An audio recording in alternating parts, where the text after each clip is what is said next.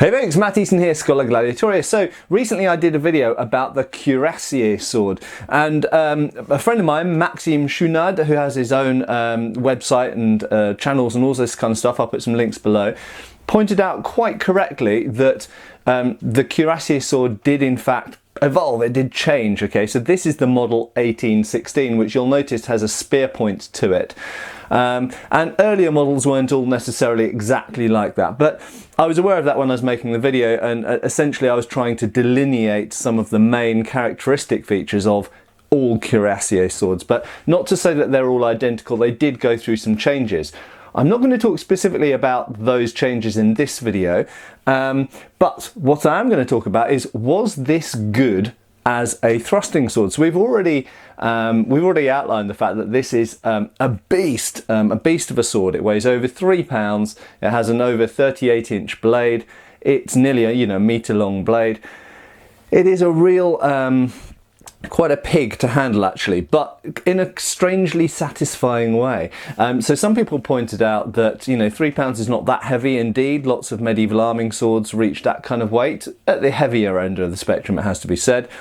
Some large rapiers from the 16th, 17th century do reach that kind of weight, sort of so-called military rapiers. And in fact, the blade of this, in terms of its size and proportions, is sort of similar to a 16th, 17th century military rapier.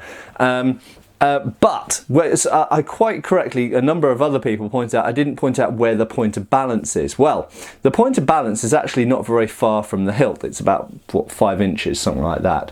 Okay, so you'd think, so it must be a nimble sword. No, that's a very important point to make. If you imagine a dumbbell, okay, or let's say a dumbbell or a barbell, let's say a barbell because it's clearer to sort of imagine. So you've got a long 6-foot bar with weights on either end of it, and you go, where's the point of balance? In the middle. So if I hold the barbell in the middle and try twirling it around, it should move really, really quickly because I'm holding it at the point of balance. Well, no, because that's not how physics works. There's weight at both ends, and that's why this sword is a real pig to move around, because not only is it heavy, but the point of balance being relatively close to your hand, it's not really super close, but relatively close to your hand, is kind of irrelevant, because what you've got is a lot of mass distributed over a long bar. And the tip, as you can see, is not particularly thin or narrow or anything else. It's not really like a rapier, or not like most rapiers. It's certainly not like a small sword. It's still got quite a lot of beef up here, which means that when you move it, you've got a lot of inertia to overcome. You've got inertia at that end, and you've got inertia to some degree of rotation at this end as well. So in other words, it takes quite a lot of effort to move this thing around. So there's a couple of the points that came up in that video addressed. Do I think it's a good, so it's a rubbish cutter, we've accepted.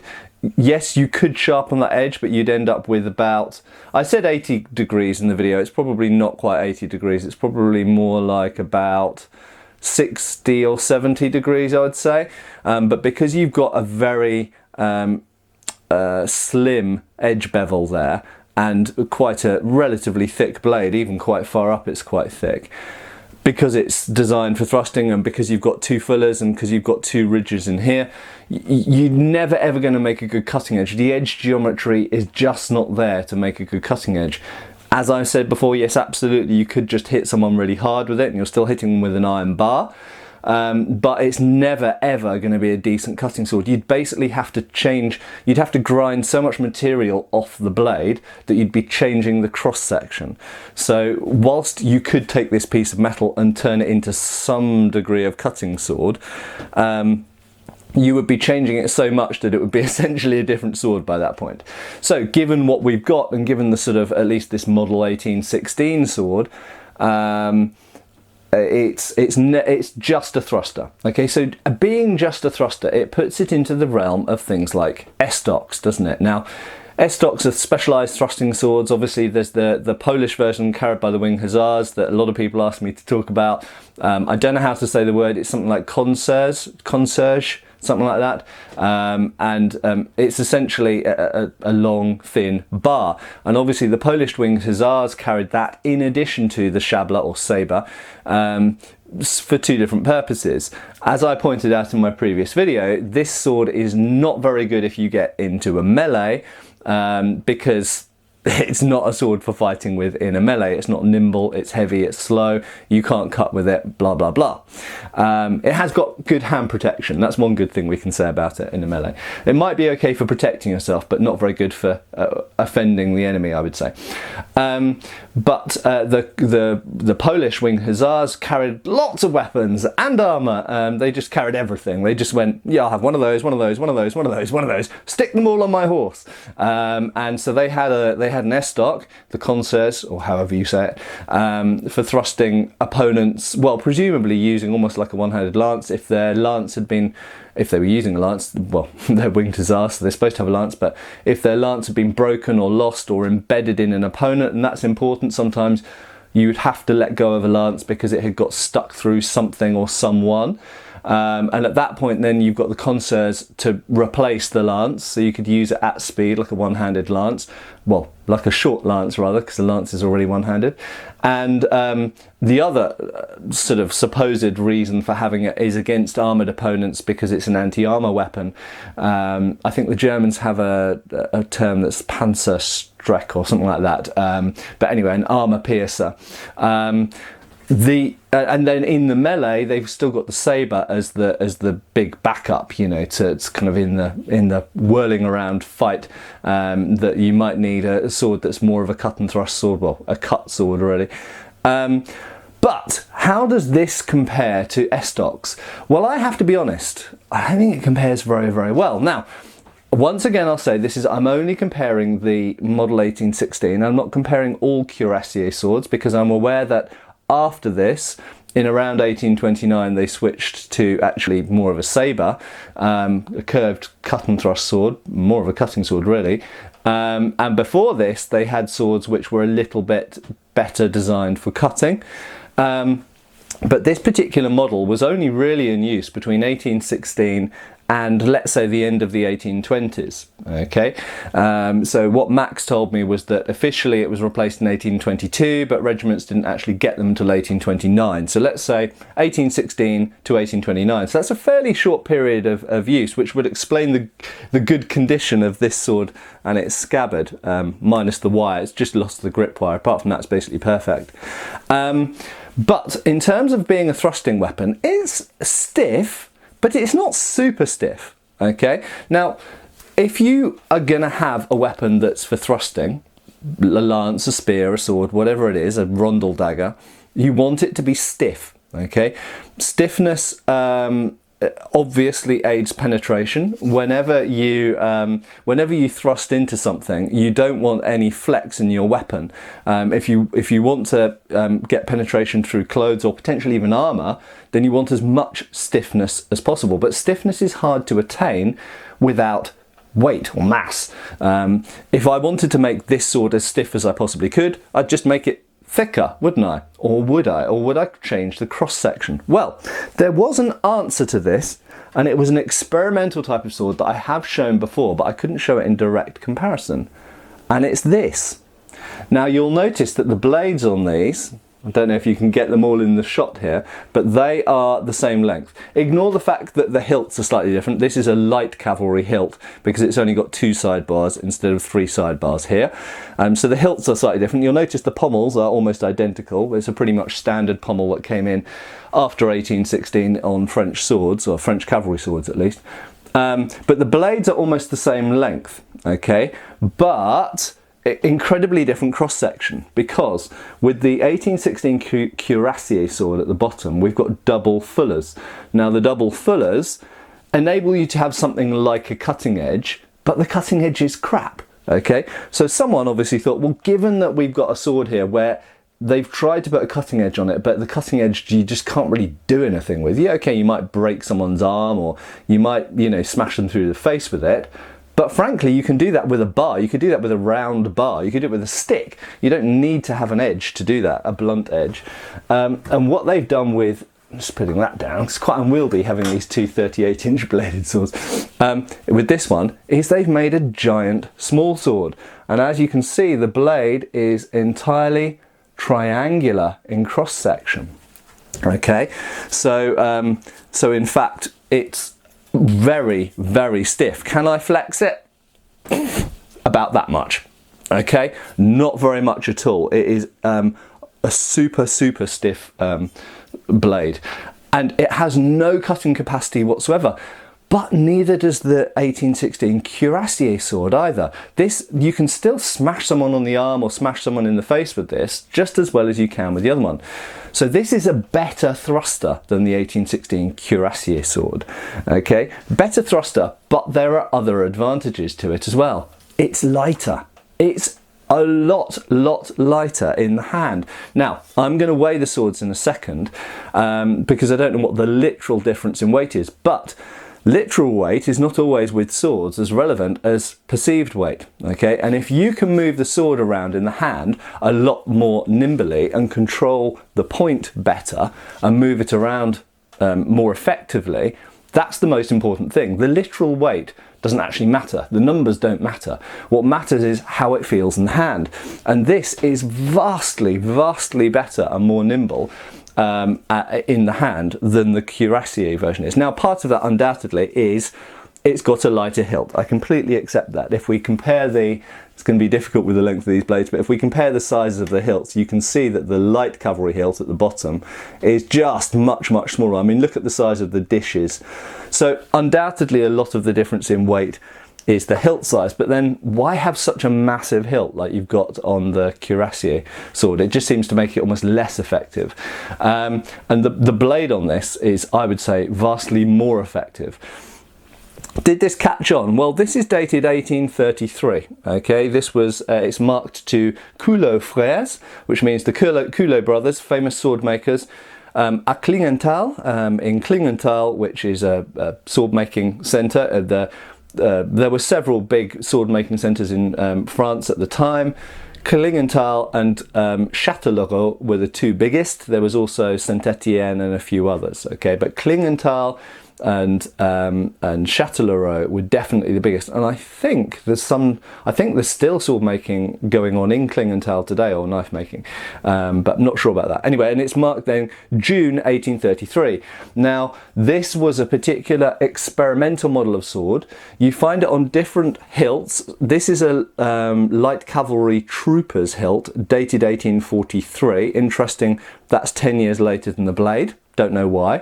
Presumably it was re-hilted at some point.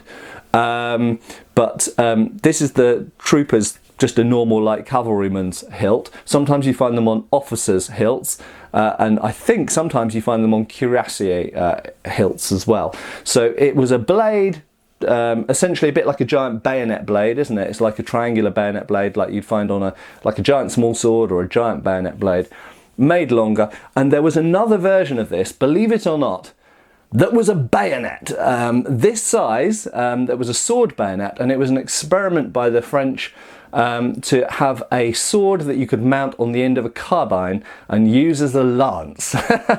Now, in fact, Britain tried a similar experiment a bit later with a different model of sword, different model of carbine. But if you imagine the cavalry have short muskets or rifles, okay? So they're about the length of like a kind of AR-15 length, actually, a carbine length. So they could carry them on horseback, usually slung off a special belt, sometimes in a kind of bucket-like holster on the side of the saddle, different ways of carrying them. But they're short because you're cavalry and you can't manage a long firearm and reload a long firearm very easily on horseback. That's why dragoons have longer muskets usually, but light cavalry, if they're going to carry a gun, usually carry a short carbine because they can manage it more easily. And they thought, okay, we've got them with a carbine and we've got them with a sword. Why don't we combine these things? Let's, like kind of Lego, let's put the carbine with the sword. And so there was a version of this that had a kind of tube at the top here, and you could literally slide and connect this entire sword that was this size and looked like exactly the same blade as this, and fitted onto the end of a carbine, and then try and hold it as a lance. Now, this unsurprisingly didn't catch on.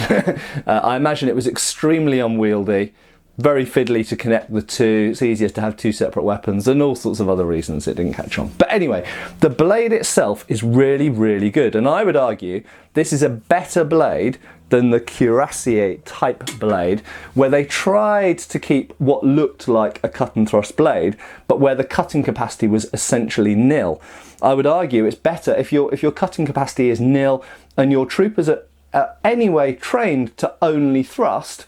Why not just give them a dedicated thrusting blade like this? So there we go. So let's just weigh these two swords. I've got my favourite little plastic scales. I'll just quickly say thank you to all the people that suggested different scales. I think I probably am going to get some of those fish weighing scales. They seem to be the most appropriate for what I need.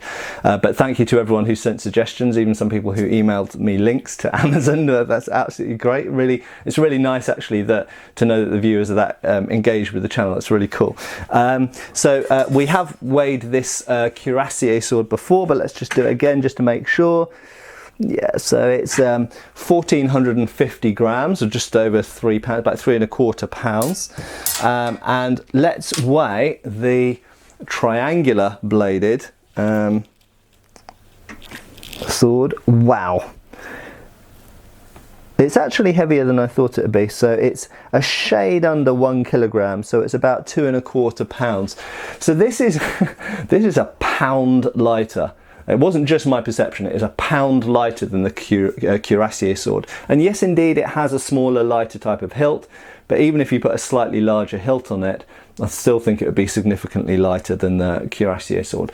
So I think in a direct comparison, weight for weight, this is a better sword. Actually, for the intended purpose, this is a better sword. It is stiffer and lighter than the model 1816 Cuirassier sword, so I think this is better. Right, I'm going to wrap it up there, but I hope that was interesting. I have shown this sword before, but I can now show it in its proper context against a sword of a similar time that it was essentially trying to replace. I don't know why these never caught on. I honestly don't know. I think they're really, really good. And I think if you're going to go for a dedicated thrusting blade, like they did with the Patton sabre, or with the 1908 British sword, or indeed with these Cuirassier swords, why not go for a triangular blade? Why not just stop thinking about cutting capacity, because you can't cut with those swords usefully at all. It's not going to go through clothing. It's not going to go through a hat or a helmet. It's not really going to cut a horse effectively. If you're going to have a dedicated thruster, just go for a triangular blade. The only thing I can think, the only possible reason I can think why possibly these triangular blades didn't catch on is getting stuck in stuff. I'll just qualify that for a moment. So I have noticed when reading first-hand accounts, primary accounts of both duels and military encounters, that triangular bayonets and small swords seem to have got stuck in people's bodies. Not infrequently, actually. Lances apparently very often got stuck in people's bodies and had to be dropped.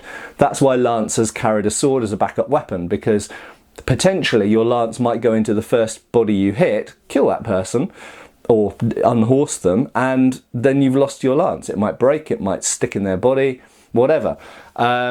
There were ways of extracting a lance, we've talked about in the past, where you let it go through, like tent pegging, if you search tent pegging here on YouTube. But if that doesn't work for some reason, you're de-lanced, and if you're de-lanced, you need a backup weapon, which is a sword.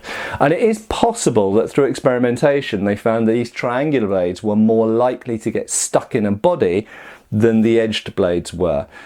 That with bayonets seems to have been the case, and it was one of the reasons that they moved away from triangular bayonets towards edged bayonets, because edged bayonets seem to have got stuck in bodies less. And ultimately it's why they moved to a shorter knife bayonet as well, because the long bayonet blades of World War I were found to be more likely to get stuck in a person's body than the shorter blades that they introduced at the end of World War I and going into the 20s and 30s, and of course as they used in World War II.